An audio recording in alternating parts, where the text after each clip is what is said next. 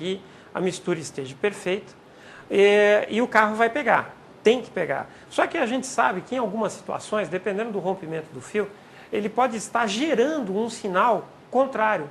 Por exemplo, ele pode estar gerando um sinal dizendo que a mistura está extremamente pobre. E aí o sistema enriquece demais, faz o efeito de afogar. Lembra do sistema do carburador, que ele afogava? Ele pode gerar isso e aí cria uma dificuldade para o motor funcionar. Isso pode acontecer, principalmente em veículos com multissensores, com mais de um sensor. Quando acontece isso, é um efeito natural, ele dá essa afogada ou injetar combustível demais. Tá? Espero que tenha resolvido aí para ti. Vamos lá, mais algumas perguntas aqui. Por telefone nós temos uma pergunta do Ernesto. Vamos lá. De São Paulo. Por favor, Ernesto, faça a sua pergunta. Alô? Oi, Alfredo, é o Ernesto. Ô, Ernesto, tudo bem?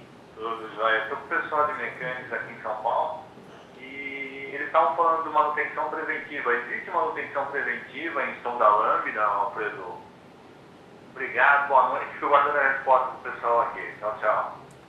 Ô, Ernesto, obrigado pela pergunta. O Rogério vai responder para você aí. Existe.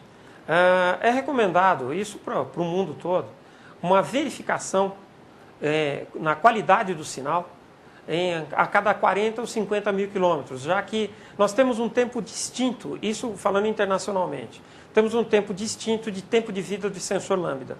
Um sensor convencional costuma durar até 80 mil quilômetros, em média. E um sensor planar, lá fora, costuma durar acima de 100 mil quilômetros. Então, um tempo médio, por volta de 40, 50 mil quilômetros, seria o ideal para fazer uma verificação, não só do sinal, mas olhar para ela, fazer como vocês fazem já com vela.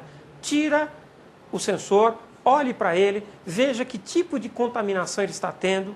Até é uma dica para você resolver outros problemas que possam não estar aparecendo, possam estar mascarados. Então, dá para fazer isso olhando também para a peça, através até de uma tabelinha que a gente tem, distribui, que você possa olhar e sentir que tipo de contaminação teve. Mas a preventiva é por volta de 40 a 50 mil quilômetros, aqui para o Brasil, para os dois casos, já que nós temos elementos contaminantes exclusivos nossos, né? Solvente de borracha, tem de tudo. Que na preventiva, na lâmina não tem como limpar, né? Ultrassom, como ele já respondeu. É importante frisar isso. O preventivo no sistema inclui a lâmina, sem dúvida. Mas não dá para colocar ela no... Como já fizemos, reza, embaixo de santo, não adianta. Contaminou, tem que trocar a lâmina, não tem jeito, né? Tem uma outra pergunta aqui. Uma mais simples aqui. Em toda a lâmina planar, a referência ao código METEC começa com o número 88? Isso mesmo, 88 Perfeito. É o código da planar, 78 é da lâmina convencional, tá bom? Então isso é importante, não colocar a lâmina errada no veículo, né?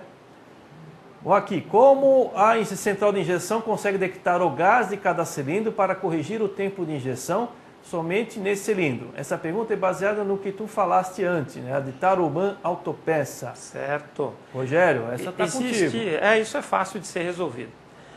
Existe um sincronismo entre o tempo de injeção e o tempo de leitura e de resposta. Então, quando você existe uma tabela, na verdade um cálculo matemático, que é em pirâmide, até triangular, que é assim. Foi injetado no cilindro 1, por exemplo. Existe um tempo de queima e um tempo de resposta para sair pelo escape, de acordo com aquela rotação.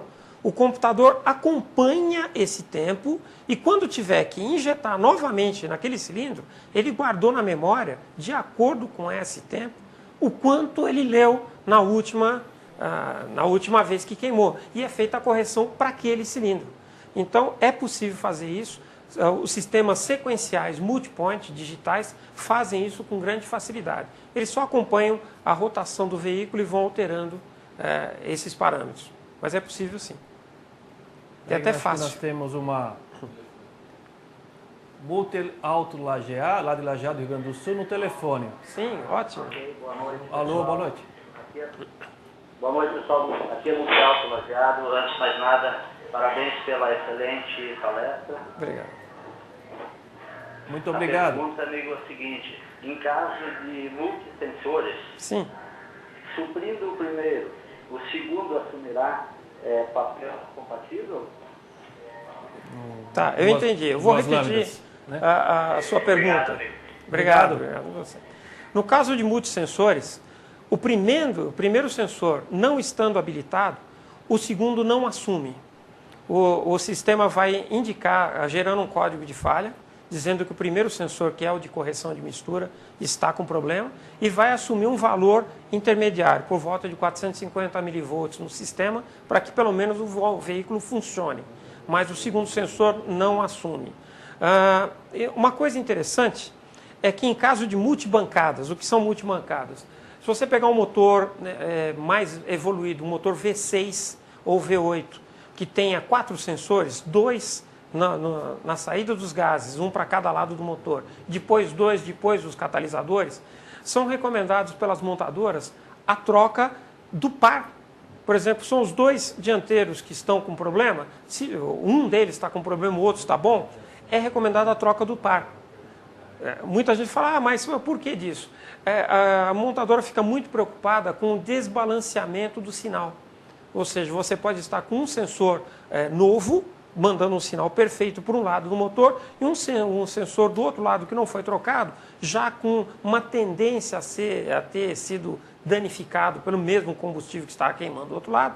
Ele ainda não chegou a ser afetado em grande quantidade, mas fazendo com que o motor trabalhe naquele termo que a gente usa, o motor trabalhe quadrado. Tá? Então, eles recomendam a troca de 2 a 2. Agora, infelizmente, o sistema não assume, depois do catalisador, ele não assume o controle da mistura diretamente. Maravilha, obrigado, Rogério. Muito boa Tem uma pergunta aqui, acho que não ficou bem respondida, lá para o pessoal da Cássia, lá de Campinas, o Francesco.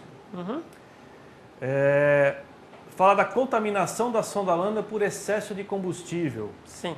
É necessária a troca ou se ela descontamina sozinha na estrada, né? Então, Rogério, vai depender muito. Só se rezar um pouco, né, Rogério? Vai depender muito do grau de contaminação. Vamos supor que a contaminação está muito alta, muito alta. Uma vela que ficou, o cara saiu, rodou 200 quilômetros com a vela falhando. E aí, um exemplo. E aí contaminou, ela ficou absolutamente contaminada. Se esse veículo for resolvido o problema e ele andar durante um período muito grande, com alta temperatura, isso na ponta da sonda, ou seja, um alto giro, pode acontecer dessa contaminação sair facilmente. Pode acontecer, mas não é uma regra. O que mais preocupa não é a contaminação nesse caso, é aquela contaminação externa. Por isso que a gente pede, quando for percebeu que tinha uma vela com problema, tira a sonda e limpa pelo menos ela externamente com pano seco. Não precisa inventar nada. Como eu já vi outro dia, tem um pessoal que limpa com vinagre, outro põe no limão. Não precisa inventar nada de especial, apenas um pano seco para tirar aquela sujeira externa, para que ela não vá para dentro da cerâmica. Ela dentro já tem bastante já de contaminação. Reinstala e põe para andar. Até aqui em São Paulo a gente normalmente não recomenda andar com o veículo. A gente recomenda deixar o veículo parado, funcionando 15 minutos, por volta de 2.000 RPM, para que os gases queimando corretamente consigam retirar aquele carbono, que na verdade é o combustível não queimado ou mal queimado, saia do sensor. Você vai ter uma grande chance de êxito fazendo isso. Outra pergunta aqui, nosso amigo Mecânica Faedo, de Magalhães, na Bahia. Nos veículos flex, na falta do sinal da sonda, qual o que o sistema adota, né? Talvez aqui não deu para entender, mas qual o valor de referência? O valor de referência que ela adota, né?